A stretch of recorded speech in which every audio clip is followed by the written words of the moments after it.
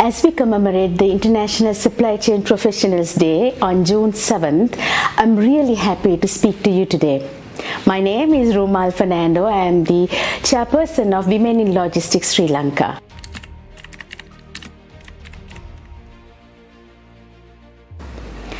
So in order to reflect upon the typical career paths in supply chain, we must first understand how a supply chain is made up of. In Unilever Sri Lanka, where I worked earlier, we defined supply chain into different pillars: make, source, planning and deliver. So make is basically manufacturing, source is about procurement, plan is about planning to get what material at what time, and deliver is a distribution and warehousing network that we manage.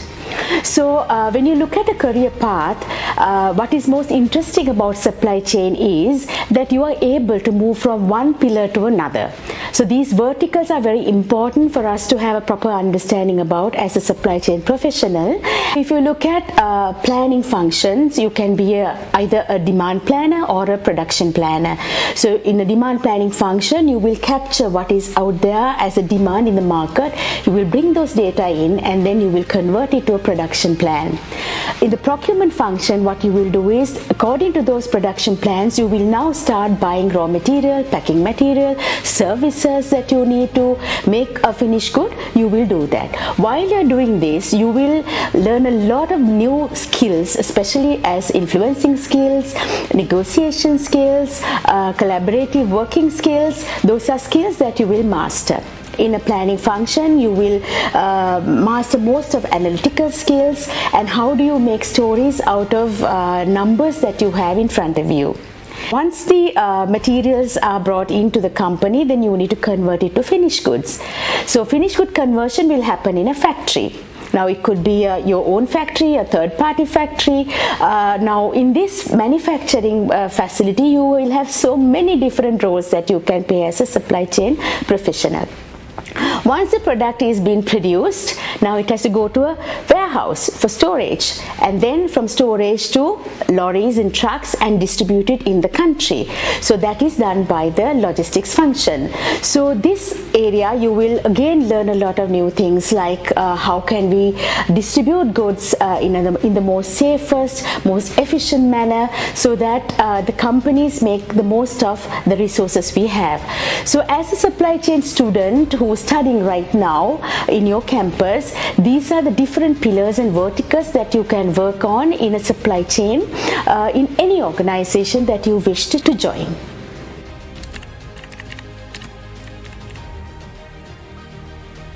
So I became a supply chain professional purely by accident. It was never a planned decision, but I'm so happy I did what I did during last 25 years.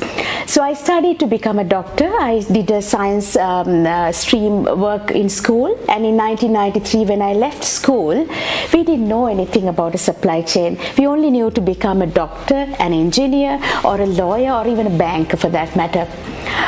So I pursued a science degree and I came back after my degree and I joined a telecommunication company as a customer service executive, and then I joined Unilever. That also not for supply chain, that's for sales function, to sell Walls ice cream. I was the first female field sales manager at Unilever Sri Lanka Limited. I successfully completed 4 years of sales function, and then I moved to supply chain. Within supply chain, I have done different roles, mostly in procurement function, which I thoroughly enjoyed because it gave me the power to do things, do projects, to bring in a lot of benefits for the company. And at the same time, it gave me also a huge advantage out of making relationships which are very lasting for the company and mutually beneficial as well. So I'm really happy now that today, as we speak today, there's a lot of discussion about supply chain. Many universities are speaking about supply chain. So are the schools. So the students know that it is not only a path of being a doctor or an engineer or a lawyer. There are also different paths that can take you to a different heights in different fields.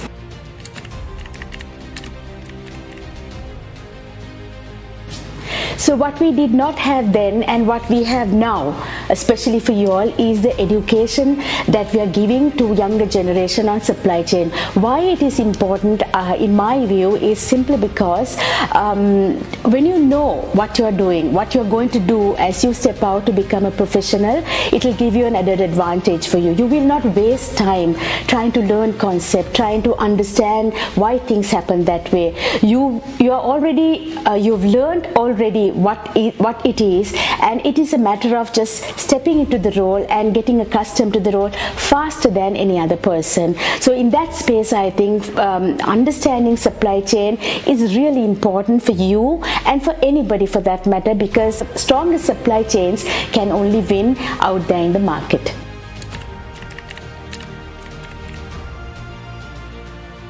In past couple of years back, we faced a huge pandemic, we faced an economic downturn, and I think during this time the supply chains that thrived most were the supply chain who were resilient, flexible and agile.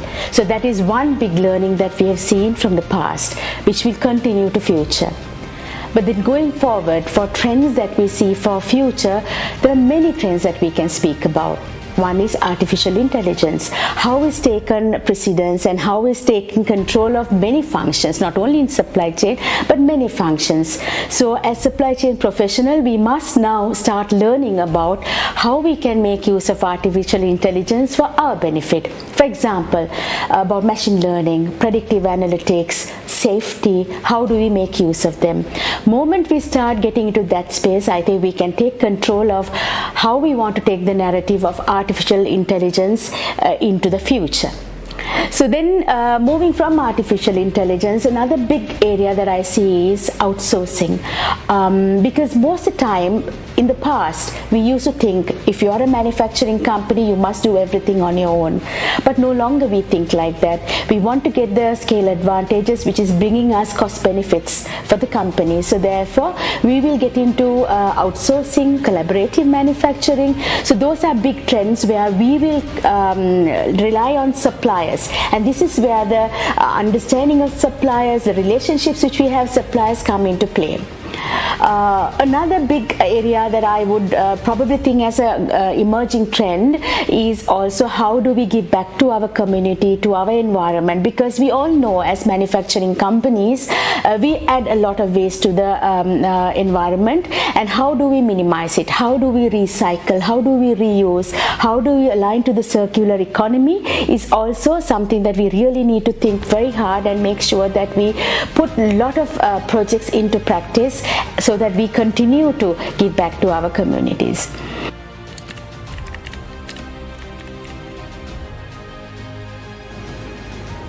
So as a supply chain professional who has been in the supply chain, working with the supply chain for 20 years, I think the biggest advice I can tell you is you are in the right place at the right time. Why I say this is there is no better function than to be in a supply chain. As a student who is learning about supply chain, my advice to you is to be curious, try to challenge yourself as much as possible, try to challenge the set norms as much as possible, incorporating those learnings into your ways of working, because at the end of the day as a supply chain professional you will get out from a university, go and join another company, and you will fit into those companies much faster than any other person. So keep the curiosity burning, keep learning. I think that is the biggest two advices that I can give to you.